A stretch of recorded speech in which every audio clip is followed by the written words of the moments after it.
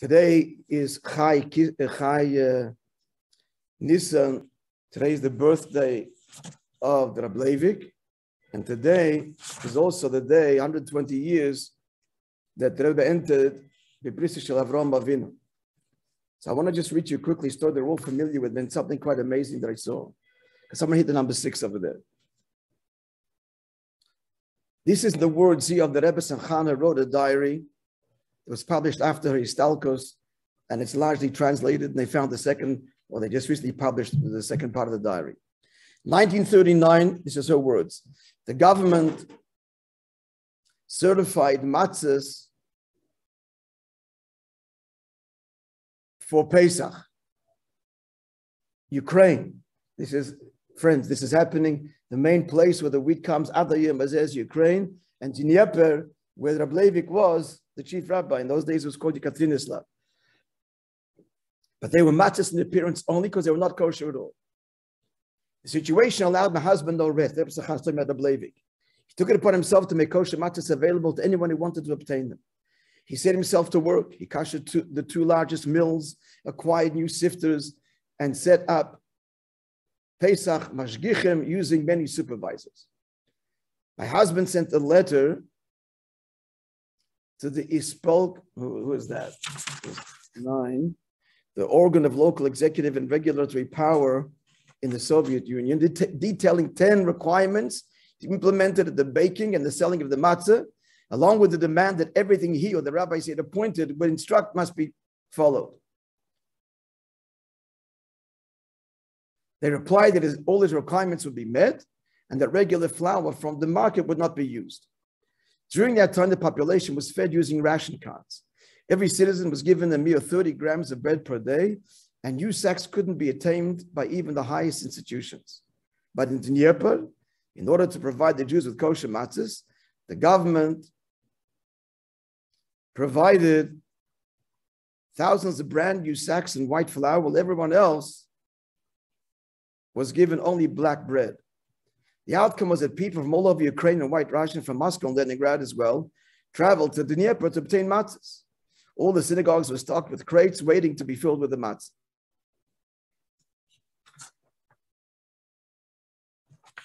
On Friday afternoons, all the bakeries would telephone to ask what time they must finish baking before Shabbos, and what time after Shabbos they could fire up the ovens again. They'd also inquire on the procedure to be followed when drawing Maim Shalom of the water. All this took place, let's not forget, during a time when a private individual who wished to follow a religious lifestyle to keep Shabbos as much as possible was forced to hide in total secrecy so that no neighbor or anyone else would notice. Once a supervisor reported that a dough made of flour of 4 pud of flour would be left on the table for 5 extra minutes. My father immediately instructed that it be sent, my husband, that it be sent to Chometz bakeries, and he supplied new flour for those matzahs. All the sanitary supervisors repeatedly inquired how to do everything so that the matzahs would be of the strictest kosher for Passover standards. Even under the old Tsarist regime, when religious observance was strong, no other Jewish community managed to accomplish what my husband achieved under the communist regime.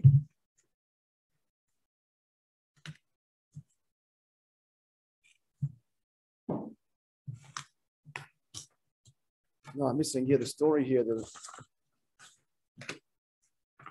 Just 1 second. Okay. The Jews who appreciated this was a true joy for my husband. It was a true spiritual pleasure. It cost much of his own health to ensure that other Jews would enjoy the festival. He himself ever would experience no Passover, Yom Tov joy in his home. By then, he was already under lock and key. For the 8 days of Pesach, he managed with just water and the small package of matzahs he had taken along with him. He even lifted a few pieces off of a Pesach Sheni. My husband achieved all of this by traveling several times to Kharkov, where he pressed to obtain the approval of the Narkom and then of Kalinin in Moscow. The point is that this eventually led to his arrest because the government was very angry. They lost a huge amount of flour that wasn't being used. Moreover, because he wasn't allowing the water to be mixed with the flour before, so it was less I saw this in another source. I don't know what said it. It was less. They get less mileage out of the matzah, and eventually it led to his arrest. You can see which already begins on Pesach itself. I just want to tell you something here, an incredible thing. The Rebbe said about his father, when he saw the picture of him that the communists took for their files, which came out only very recently, he said that he almost didn't recognize his father. He said he didn't recognize it. And he said that he was physically so strong that naturally he would have lived till 100 years. Now, 100 years after his birthday, in 1978, in Almaty, where he died,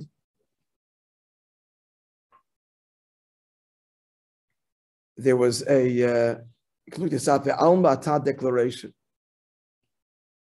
All the nations of the world, as I think it was under the UN, I'm not sure, International Conference on Primary Health Care. It expressed the need for urgent action by all governments, all health and development workers, and the world community to protect and promote the health of all people. It was the first international declaration underlining the importance of primary health care. The primary health care approach has since been accepted by the members of the countries of the WHO, and they started in developing countries first, and this applied to other countries 5 years later. It was a major milestone of the 20th century in the field of public health. It has identified primary health care as the key for the attainment of the goal of health for all around the globe. And it happens where? In the 100th year of his birth, where in Almaty, where he died. If I'm not mistaken, also they gathered on Pesach. All right, friends.